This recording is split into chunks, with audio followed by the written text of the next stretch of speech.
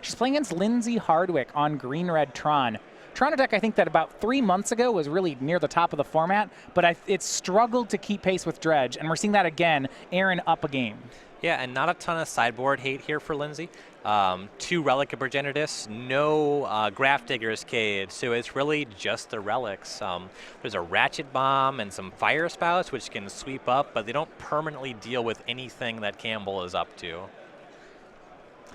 So we see here, Linsey's well on her way to establishing Tron. I guess Ugin the Spirit Dragon is a great find against Dredge, so if she can get up to 8 mana, cast Ugin, that would be phenomenal here. As we see, Campbell doesn't have a lot going on just yet. And if you're a fan of Erin Campbell, it's really no surprise to see her playing Dredge. She plays Dredge in Legacy, even in this Deathrite Shaman world that we're living in. This is exactly the kind of Magic that she likes to play. Yeah, so see a Dredge here. She's going to go ahead and get a Narcomoeba back into play. Has some graveyard cards here. She's going to dredge Stinkweed Imp. 3, 4, 5, a prized Amalgam and another Imp in the yard. So that Narcomoeba will get put into play. That's a delayed trigger on the prized Amalgam. She'll get that at the end of the turn. Yep, that was a good find. Narcomoeba will swing for 1.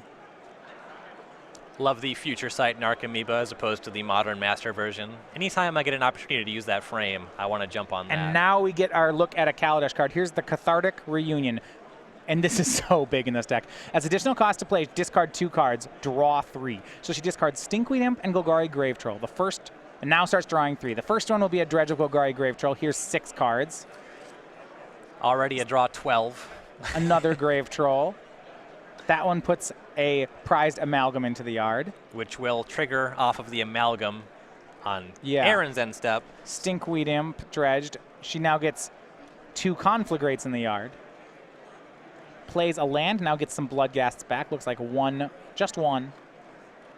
See those things in the middle of the table? That's Erin's graveyard. She goes to her end step.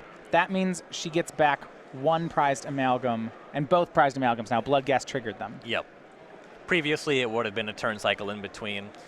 Now, there's an opportunity for Hardwick to just have Tron, Ugin the Spirit Dragon. That would do it, That would be devastating. She could exile all the creatures on play, and exile being the key word there. Contents of her hand do not look to facilitate this play. She does have Fire Spout. That's a sweeper. Now, keep in mind, she's got to use both groves if she wants to hit all the creatures, because she's got to have red for the ground creatures and green for the flyers. Yep. And with that Bloodcast, it won't be hard for Campbell to reset a comparably large board on the following turn. So Fire Spout. Red and green paid. It'll kill all of Erin's creatures. So we see them all hitting the bin. The thing about the Dredge deck is if you're not exiling them, this doesn't do as much as you'd like. Yep. They should all be back, well, actually on Erin's turn. So this is the great part. She left up the fetch land. So now she goes ahead, and if she fetches during Linsey's main phase, which she's going to do, she gets the land. Now the land means that Bloodghast will come back. And now the prized Amalgams will trigger. And as long as she does this during Linsey's main phase, then on Linsey's end step, the Amalgams will hit. Fetch for an untapped duel in case Hardwick were to, still in the main phase, maybe play something like a Chromatic Sphere that she could Ancient Grudge. Okay. Yeah, that makes a ton of Expedition map.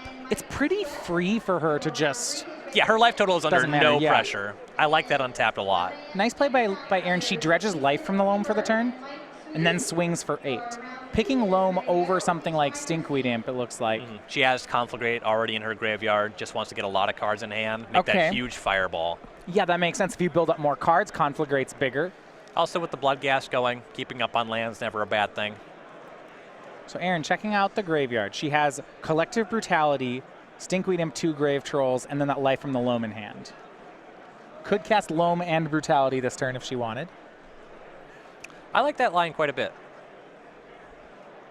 So she'll start with Collective Brutality, fully escalated. This means she won't get to life from the loam this turn.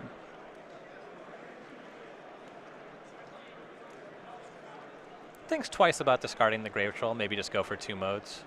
Well, there's no -2/-2 that she... I guess she could just shrink post-combat one of her own things.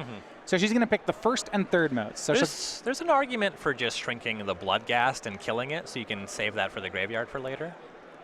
Okay, so 2 life points are drained. Linsey's at 9.